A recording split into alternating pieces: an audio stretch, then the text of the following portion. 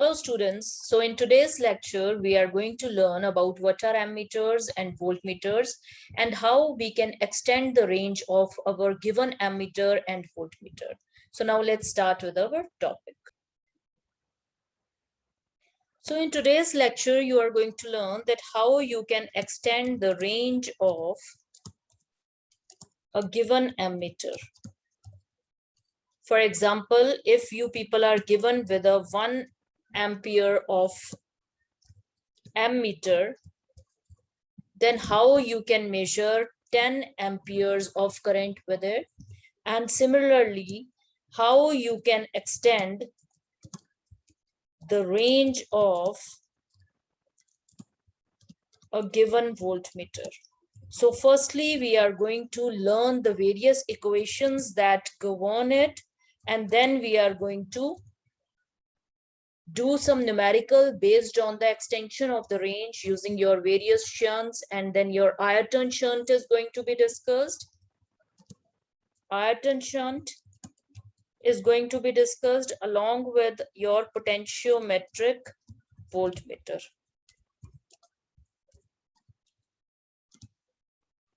Potentiometric divider that is used for the extension of the range of the voltmeter. So now let's start with our first topic.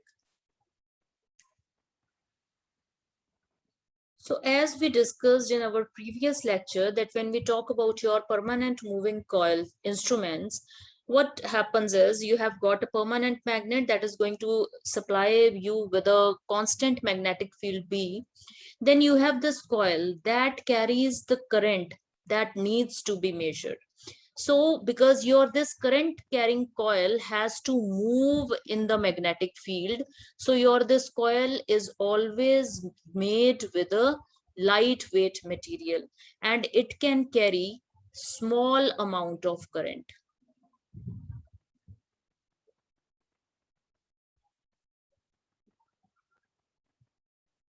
So what if this coil has to carry a current more than 100 milliamperes? If the maximum limit that is taken for these is up to 100 milliamperes they can carry, but for currents greater than 100 milliamperes, this coil needs to be having more number of turns. And so it is going to add up to the weight of this PMMC instrument, and when it has got more weight, then its torque to weight ratio decreases. And that is the reason that your PMMC instruments are always made to carry small amount of current. Now whether your ammeter is there or voltmeter, the basic movement remains the same, and it is known as the D'Arsenal movement. The D'Arsenal, because this is the same one that is there in your D'Arsenal galvanometer. So this basic movement is called the D'Arsenal galvanometer movement. So now if we want to make, let me show you this PMMC movement like this. Let's say this is a meter with PMMC principle. So now let's make it a ammeter and a voltmeter.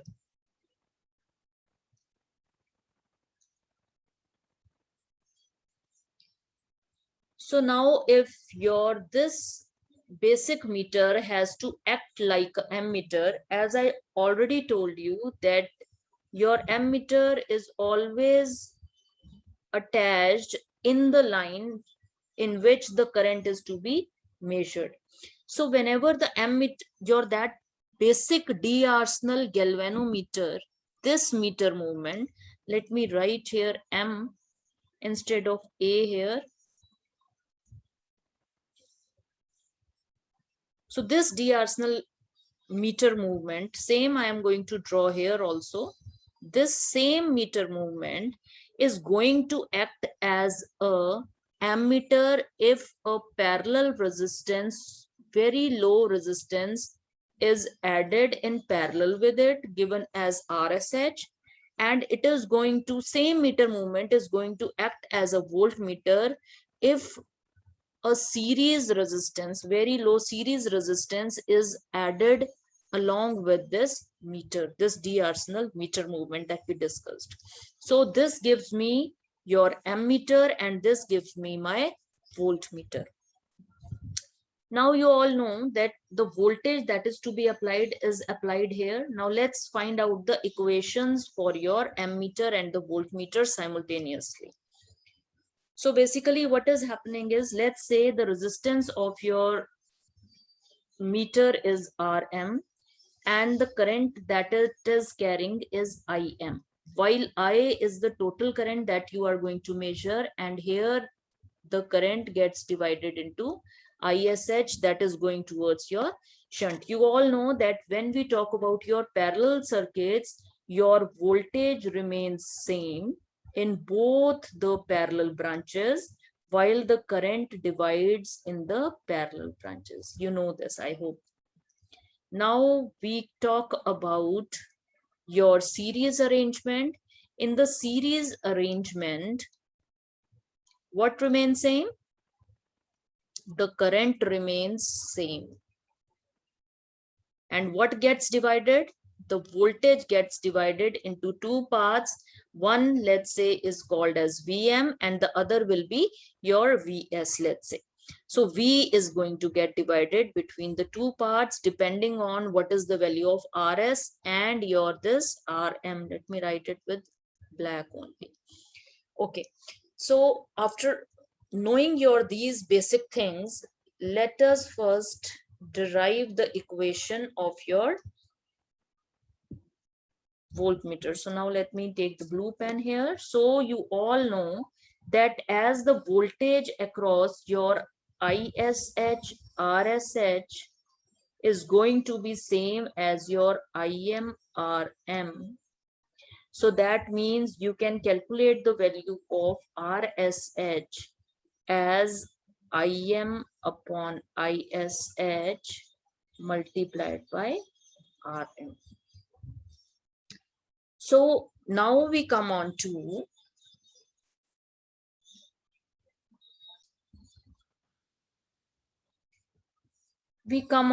that your total current I is the sum of the two currents that got divided into the parallel branches. So from here we can calculate the value of ISH as I minus Im. Now we are going to put our this value in your this equation. So your this RSH will be equal to Im upon into Rm multiplied by I minus Im. So let's take your currents to the other side and resistance to the one side. So it will become I minus Im divided by Im equals to Rm upon R shunt. So this is going to give me, your this thing is going to give me the value as I upon Im minus 1 equals to Rm upon R shunt. So now the value of I by Im is equal to 1 plus Rm upon R shunt. And mind it, beta, that the value I upon Im is termed as equal to M, that is called the multiplying power of the shunt.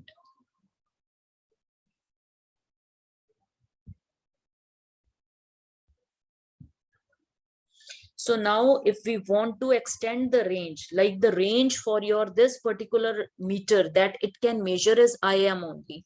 But if we want to measure a larger current that has a value of I, we can do so by using a shunt, that is a resistance in parallel with your this meter. Now let's derive the same value. So let me just write here the formula for your this M. Your this M for your shunt will be equal to I upon Im. That is your first equation. And now let's put the value here and calculate the value of RSH. So from your this equation, let's say this is equation number 2, you will get your M equals to 1 plus Rm upon RSH, or your RSH is going to be your this one is going to that side, so it will become M minus 1. Then RSH is going to go to that side and M minus 1 in the denominator will give you Rm upon M minus 1. So these two are your main formulas that we are going to use for your derivations now, right? So I'm going to rub your this ammeter. Let's have it like this only. So we are now going to come on to your voltmeter. So for voltmeter, you can see that your total voltage will be equal to the current Im remains same multiplied by Rs plus Rm, that is the resistance, series resistance and the meter resistance, right? So what is the value of your this Vm? So Vm is only equal to Im into Rm. So let's divide our these two equations. So that is going to give me V upon Vm equals to Im will cancel out and it will be Rs plus Rm divided by Rm. And mind it beta, when I told you that the multiplying power of the shunt is taken as M here, so here we can take it as capital M, and your this capital M is basically the ratio of V upon Vm. So this is my equation C that you are going to use in your numericals. So now putting the value of M as V by Vm, so I am writing towards the right side. Here you go. And your this equation will become Rs upon Rm plus 1 equals to M. So your this one going to that side will become M minus 1, and you need to calculate the value of Rs, because you always, it will be asked in the numerical, find the value of Rs that can extend the range of the meter having this resistance and this current. So you always know your Rm. So now to calculate the value of Rs, what you are going to have the formula as Rm into M minus 1. So this becomes your equation D. So these are the four formulas that we are going to use now again and again to derive for different types of ammeter and different types of voltmeter when we want to extend the ranges. So now these four formulas I'm going to write on the next slide, and then we are going to come on to your individual shunt resistor ammeters and for your individual multipliers.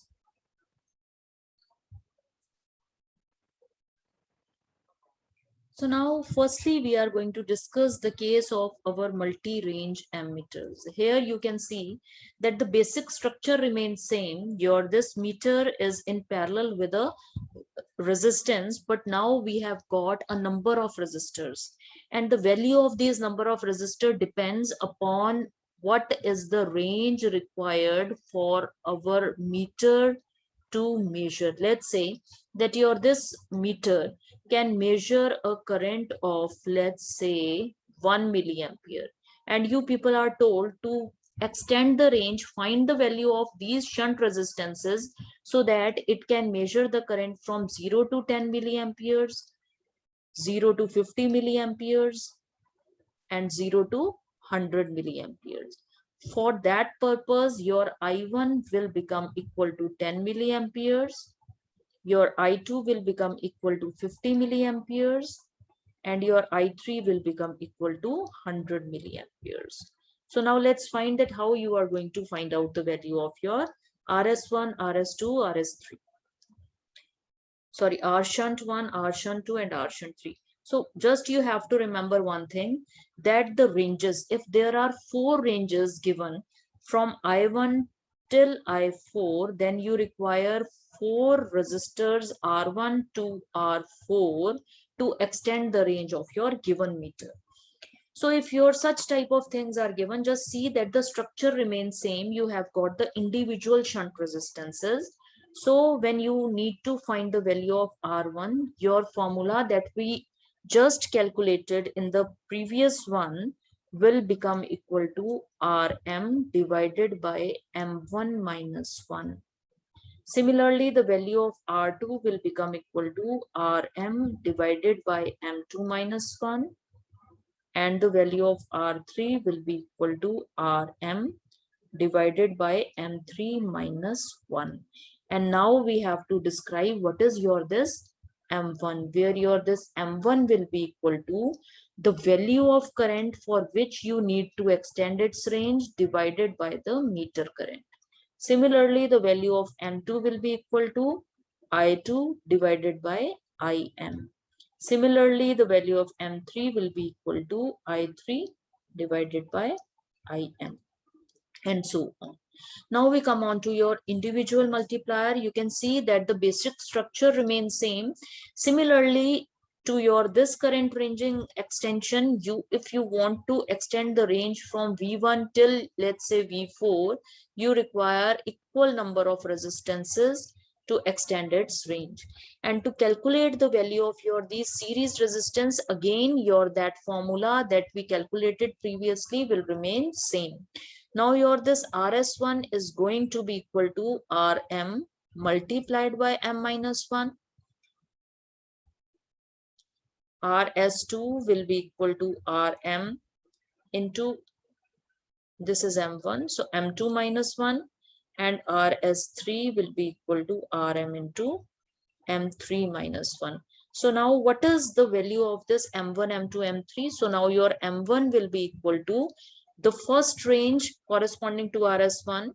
So it will be your V1 divided by V1, VM. Then your M2 will be equal to V2 divided by VM. And M3 will be equal to V3 divided by VM. So this is how you are going to calculate. So now let's take up one numerical based on your this multi-range ammeter and individual multipliers.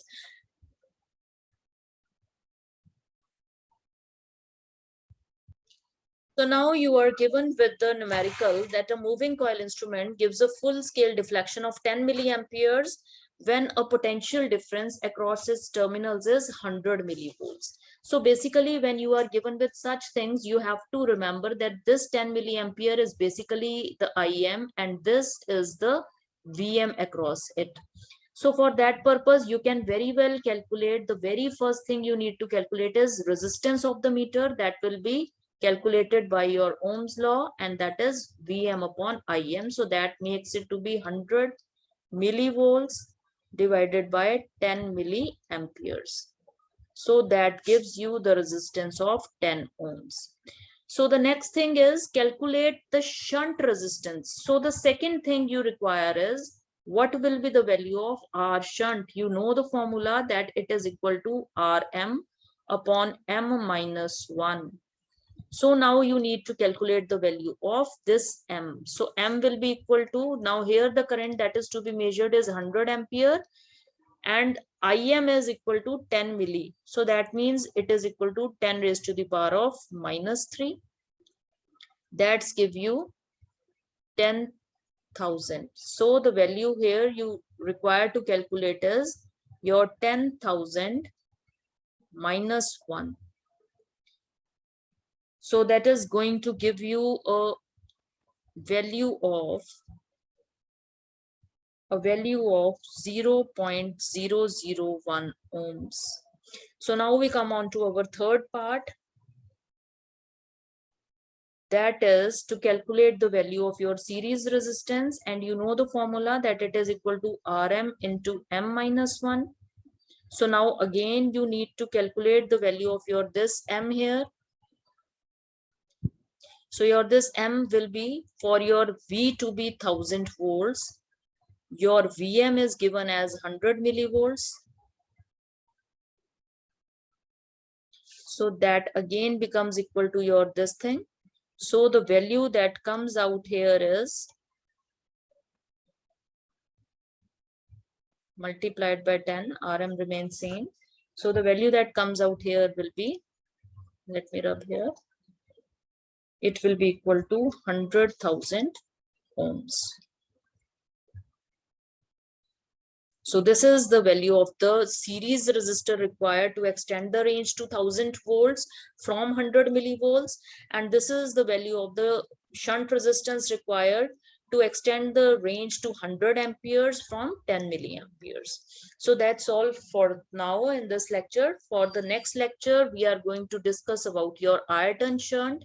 And similarly, we are going to describe the potential divider circuit for extending the range of your voltmeter. Thank you so much.